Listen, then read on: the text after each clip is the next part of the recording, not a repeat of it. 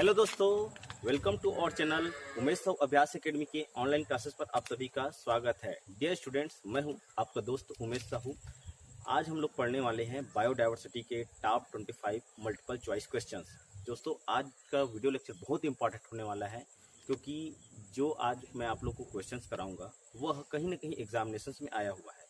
चाहे यूपीएससी की बात करूँ, एमपीपीएससी की बात करूँ, सीजीपीएससी के दूसरे एग्जामिनेशन की बात करूँ या यूपी पीसीएस की बात करूँ, इन सभी क्वेश्चनों का संग्रह का मैं 25 क्वेश्चन हर दिन आप लोग को कहीं न कहीं से आप लोग को कराऊंगा।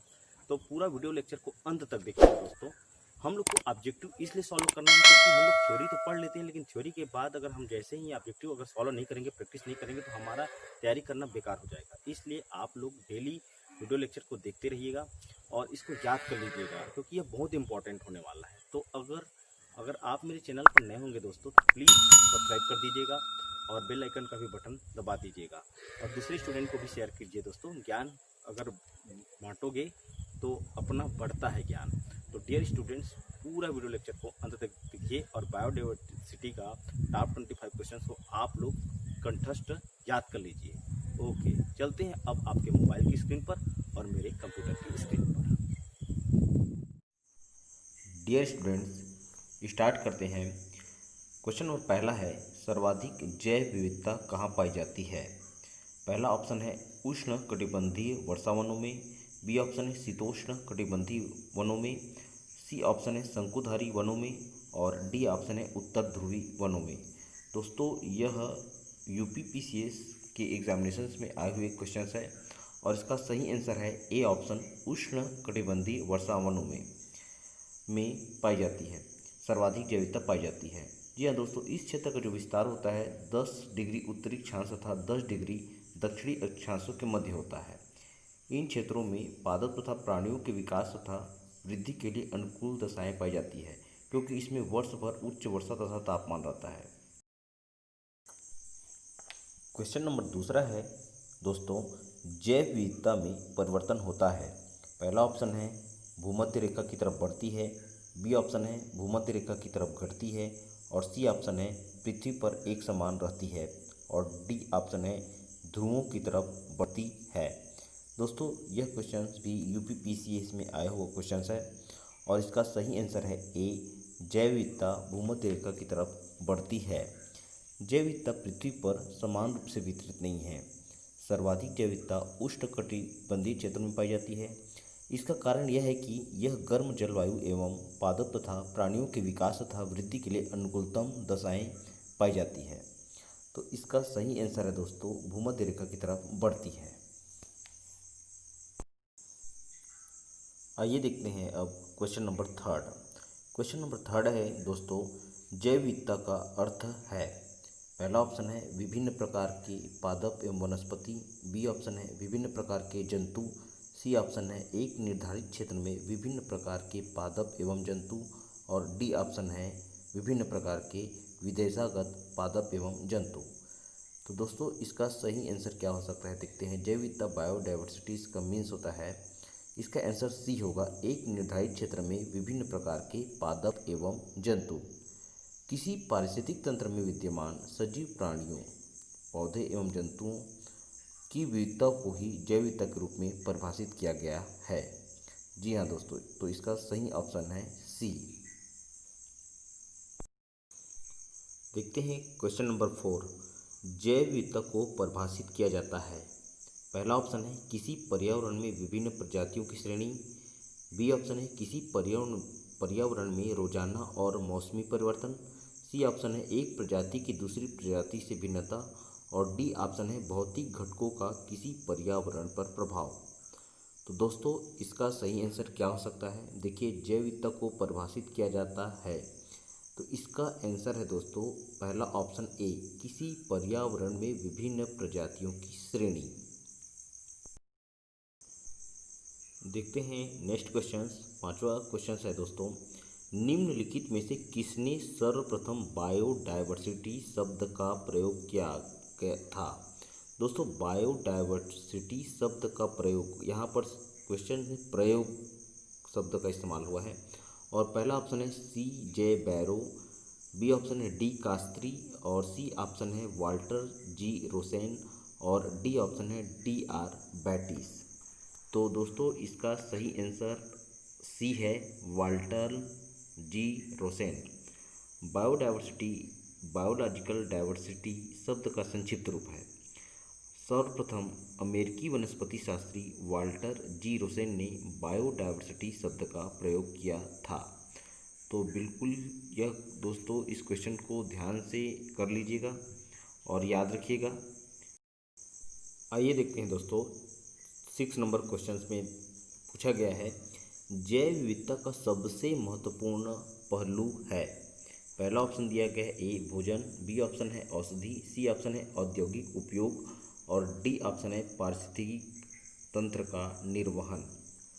तो डियर स्टूडेंट इसका सही आंसर है डी पारिस्थितिक तंत्र का निर्वहन। नेक्स्ट क्वेश्चन है दोस्तों जैव विविधता के नाश का कारण है। पहला ऑप्शन है जीवों के प्राकृतिक आवास की कमी, बी ऑप्शन है पर्यावरणीय प्रदूषण और सी ऑप्शन है वनों का नाश और डी ऑप्शन दिया है उपर्युक्त में से सभी। तो दोस्तों ऑप्शन तीनों लग रहा है कि जैव विविधता के नाश का कारण है। जीवों के प्राकृतिक आवास की कमी, पर्यावरणीय प्रदूषण और वनों का नाश। तो इसका सही आंसर आएगा दोस्तों डी उपर्युक्त सभी। जी हाँ, इनमें से सभी जो है जैव विविधता के नाश का कारण है।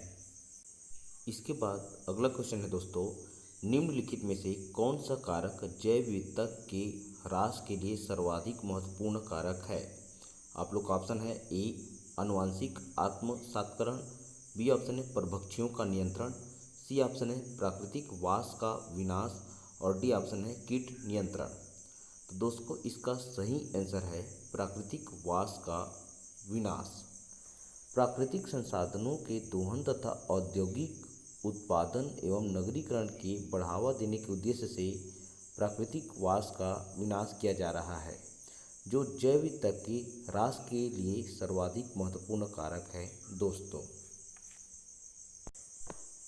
इसके बाद नेक्स्ट क्वेश्चन है दोस्तों संयुक्त राष्ट्र संघ ने निम्न में से किसे 2011 से 20 के लिए दशक निर्दिष्ट किया है। पहला ऑप्शन है प्राकृतिक आपदा दशक, बी ऑप्शन है जैव विविधता दशक और सी ऑप्शन है जलवायु परिवर्तन दशक और डी ऑप्शन है पर्यावरण दशक।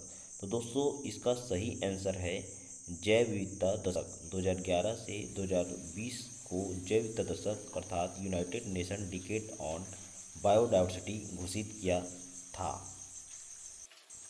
इसके बाद नेक्स्ट क्वेश्चन है दोस्तों 10वां नंबर क्वेश्चन है दोस्तों निम्नलिखित में से कौन से भौगोलिक क्षेत्र में जैव विविधता के लिए संकट हो सकते हैं। पहला ऑप्शन है वैश्विक तापन, दूसरा दोस्तों ये कूट में दिया गया क्वेश्चन और पहला नंबर है वैश्विक तापन, दूसरा आवास का विखंडन, तीसरा विदेशी जाति का संक्रमण, चौथा शाकाहार को प्रोत्साहन। अब क्वेश्चन बोलता है निम्नलिखित कूटों के आधार पर सही उत्तर चुनिए। ए ऑप्शन है केवल 1, 2, 3, बी ऑप्शन है केवल 2 और 3, सी ऑप्शन है केवल 1 और 4 और डी ऑप्शन है 1, 2, 3 और 4 मतलब उपरोक्त में से सभी। दोस्तों यह आईएएस में आया हुआ क्वेश्चंस है। आईएएस में ज़्यादातर क्वेश्चंस कूट में ही देते हैं।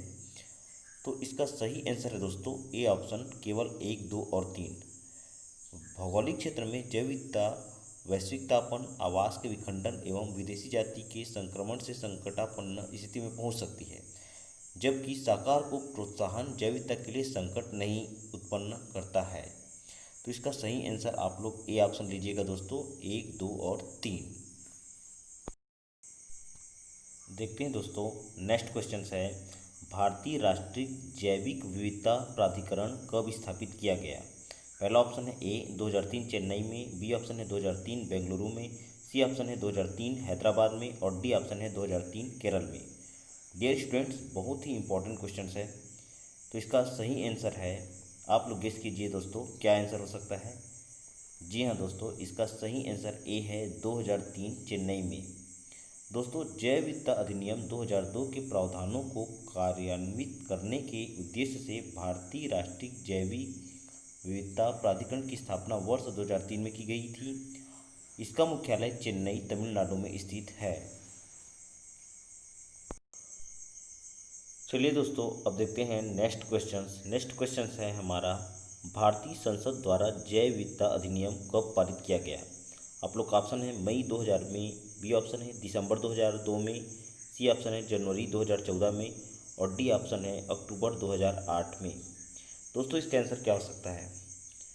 भारतीय संसद द्वारा जैव विविधता नियम 11 दिसंबर 2002 को पारित किया गया था, अतः इसका आंसर जो है दोस्तों वह आंसर है बी, दिसंबर 2002 में। याद रखिएगा 11 दिसंबर 2002 को भारतीय संसद द्वारा जैव विविधता अधिनियम पारित किया गया। इसके बाद नेक्स्ट क्वेश्चन है दोस्तों, बहुत ही इंपॉर्टेंट क्वेश्चन है दोस्तों, भारत में जैव विविधता के ताप स्थल मतलब हॉट स्पॉट है। पहला ऑप्शन है पश्चिमी हिमालय व पूर्वी घाट, बी ऑप्शन है पश्चिमी हिमालय व सुंदरवन, सी ऑप्शन है पूर्वी हिमालय व पश्चिमी घाट और डी ऑप्शन है पूर्वी हिमालय व शांत घाटी। तो डियर स्टूडेंट्स, आप लोग इसका आंसर गेस कीजिए कौन सा आंसर हो सकता है।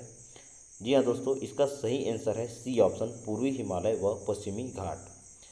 कंजर्वेशन इंटरनेशनल द्वारा जैव विविधता से संबंधित प्रखर स्थलों की हॉट स्पॉट्स की अद्यतन सूची जारी कर दी गई है, जिसमें भारत के पश्चिमी घाट सहित श्रीलंका तथा पूर्वी हिमालय क्षेत्र का नाम उल्लेख है। तो इस प्रकार दोस्तों इसका सी ऑप्शन, पूर्वी हिमालय व पश्चिमी घाट भारत में जैव विविधता के ताप स्थल अर्थात हॉट स्पॉट है। आइए देखते हैं दोस्तों नेक्स्ट क्वेश्चन। 14 नंबर का जो क्वेश्चन है दोस्तों, रेड डाटा बुक अथवा रेड लिस्ट से संबंधित संगठन है। पहला ऑप्शन ए है UTES, बी ऑप्शन है IUCN, सी ऑप्शन है IBWC, डी ऑप्शन है WWF। दोस्तों रेड डाटा बुक अथवा रेड लिस्ट जो संबंधित है वह है, इसका सही आंसर जो है बी, IUCN। और IUCN का फुल फॉर्म होता है international union for conservation of nature and natural resources. जी हाँ दोस्तों, इसका सही आंसर जो है वह है बी ऑप्शन। चलिए दोस्तों देखते हैं अब नेक्स्ट क्वेश्चन। 15वां नंबर का जो क्वेश्चन है वह कह रहा है, निम्नलिखित में से क्रायो बैंक XC2 संरक्षण के लिए कौन सी गैस सामान्यतः प्रयोग होती है। पहला ऑप्शन है नाइट्रोजन, बी ऑप्शन है ऑक्सीजन, सी ऑप्शन है कार्बन डाइऑक्साइड और डी ऑप्शन है मीथेन। दोस्तों इसका सही आंसर है ए, नाइट्रोजन। XC2 संरक्षण एक ऐसी प्रक्रिया है जिसके द्वारा वनस्पतियों एवं जानवरों की विलुप्त प्राय प्रजातियों का संरक्षण उनके प्राकृतिक आवास से पृथक किया जाता है। XC2 संरक्षण की दो विधियां हैं दोस्तों। पहली विधि के तहत जूलॉजिकल पार्कों में विलुप्त प्राय प्रजातियों का पालन पोषण किया जाता है, जबकि दूसरी विधि है दोस्तों, दूसरी विधि के तहत जीवित शुक्राणुओं, अंडों तथा भ्रूणों के नमूनों को अत्यंत कम तापमान पर द्रवित नाइट्रोजन में संरक्षित किया जाता है। दोस्तों इस टाइप का क्वेश्चन अगर आया, निम्नलिखित में से क्रायो बैंक XC2 संरक्षण के लिए कौन सी गैस सामान्यतः प्रयोग होती है, तो इसका सही आंसर आप लोग को लगाना है नाइट्रोजन। जी हाँ दोस्तों, इसका सही आंसर है नाइट्रोजन। दोस्तों इसके बाद है नेक्स्ट क्वेश्चन, निम्नलिखित में से कौन सा स्थल वनस्पति संरक्षण हेतु स्वस्थान पद्धति अर्थात इन सिटू नहीं है। दोस्तों यहाँ पर नहीं है लिखा हुआ है। पहला ऑप्शन ए ऑप्शन है जीवमंडल आरक्षित क्षेत्र अर्थात बायोस्फीयर रिजर्व, बी ऑप्शन है वानस्पतिक उद्यान, सी ऑप्शन है राष्ट्रीय पार्क और डी ऑप्शन है वन्य प्राणी अभयारण्य। दोस्तों यहाँ पर वनस्पति संरक्षण हेतु स्वस्थान पद्धति नहीं है बोला है, ध्यान रखना है आपको, नहीं है। तो इसका आंसर है वानस्पतिक उद्यान अर्थात बी ऑप्शन इसका आंसर है। जी हाँ दोस्तों, वनस्पति संरक्षण हेतु वानस्पतिक उद्यान स्वस्थान पद्धति के अंतर्गत नहीं आता, जबकि जीवमंडल आरक्षित क्षेत्र, राष्ट्रीय पार्क और वन्य प्राणी अभयारण्य इसके अंतर्गत आते हैं। दोस्तों इसके बाद 17वां नंबर का जो क्वेश्चन है वह है जैव विविधता शब्द का सर्वप्रथम प्रयोग किसने किया था। पहला ऑप्शन है विल्सन ने, बी ऑप्शन है स्पैट ने, सी ऑप्शन है हंटिंगटन ने और डी ऑप्शन है हार्टशोरन ने। दोस्तों इसका सही आंसर है विल्सन ने किया था। सबसे पहले तो किसी प्राकृतिक प्रदेश में उपलब्ध जीव जंतुओं और पादपों की जातियों की संख्या को जैव विविधता कहा जाता है।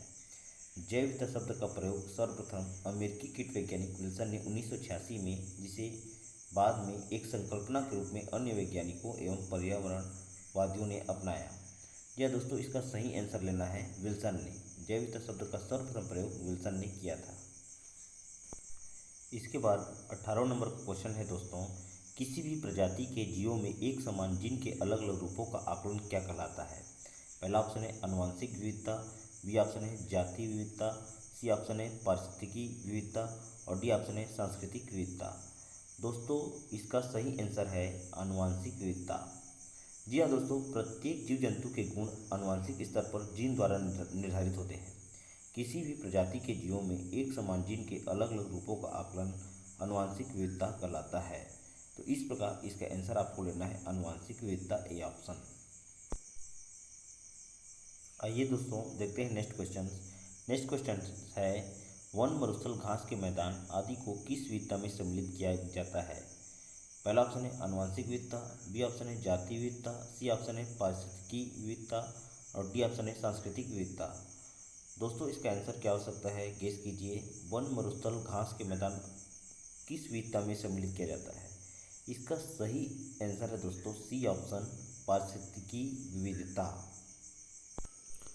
दोस्तों, इसके बाद नेक्स्ट क्वेश्चन है, जैविक विविधता विधेयक लोकसभा में कब पारित किया गया? ऑप्शन ए है 6 जनवरी 2000, बी ऑप्शन है 2 दिसंबर 2002, सी ऑप्शन है 11 दिसंबर 2002 और डी ऑप्शन है 25 दिसंबर 2003। दोस्तों, यह क्वेश्चन लोकसभा वाला में पूछा गया है कि जैविक विविधता विधेयक लोकसभा में कब पारित किया गया। तो राष्ट्रीय जैविक विविधता नीति एवं कार्य रणनीति 6 जनवरी 2000 को जारी की गई, जिसका उद्देश्य जैव विविधता के संरक्षण और निरंतर प्रयोग के वर्तमान प्रयासों की पुष्टि करना है।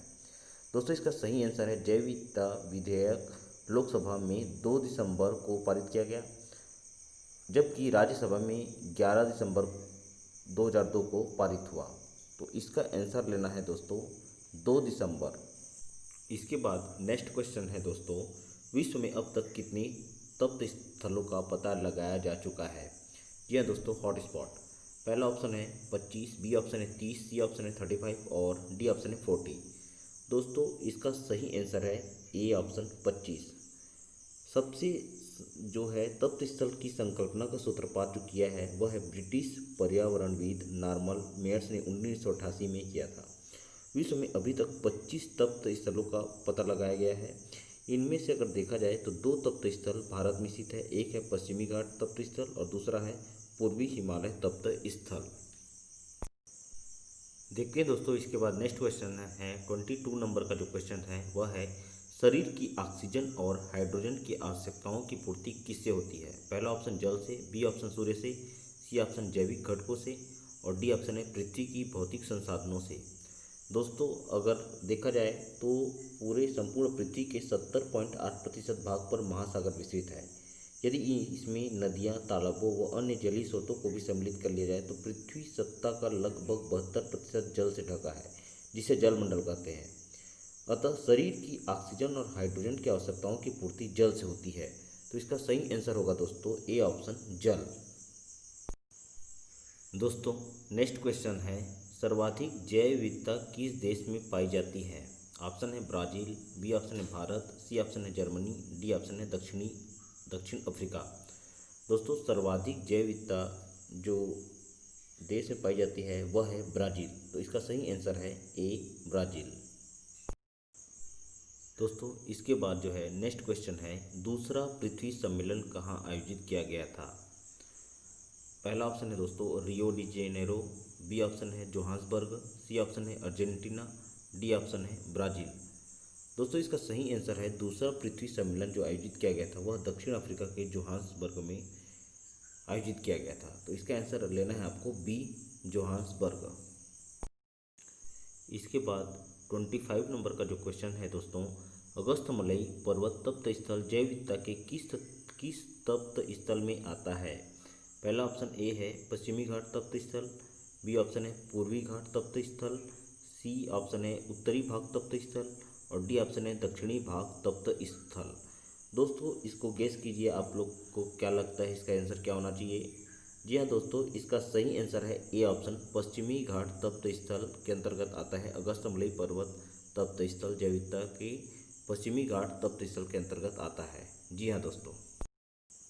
दोस्तों 26वां नंबर का क्वेश्चन आप लोग के लिए मुझे कमेंट करने के लिए होगा, किस महान सम्राट ने वन्य जीवों की शिकार पर प्रतिबंध लगाया था। या दोस्तों किस महान सम्राट ने वन्य जीवों की शिकार पर प्रतिबंध लगाया था। आप लोग का ऑप्शन है अशोक ने, बी ऑप्शन है हर्षवर्धन ने, सी ऑप्शन है चंद्रगुप्त मौर्य ने और डी ऑप्शन है समुद्रगुप्त ने। दोस्तों जल्दी से मुझे कमेंट कीजिए और इसका सही आंसर आप लोग को कमेंट करना है मेरे व्हाट्सएप ग्रुप या फिर कमेंट बॉक्स पर। आशा करता हूँ डियर स्टूडेंट्स, आज का जो वीडियो लेक्चर है टॉप 25 क्वेश्चन आप लोग को समझ में आ गया होगा। अब इसके बाद मैं डेली आप लोग के लिए 25 क्वेश्चन का वीडियो लेक्चर सीरीज लेकर आऊँगा। तब तक आप घर में निरंतर पढ़ते रहिए दोस्तों, क्योंकि पढ़ना ज़रूरी है, तभी हमको कर्म करना जरूरी है, तभी हमको जो वैकेंसी निकला है उसमें हमको सक्सेस या सफल होंगे।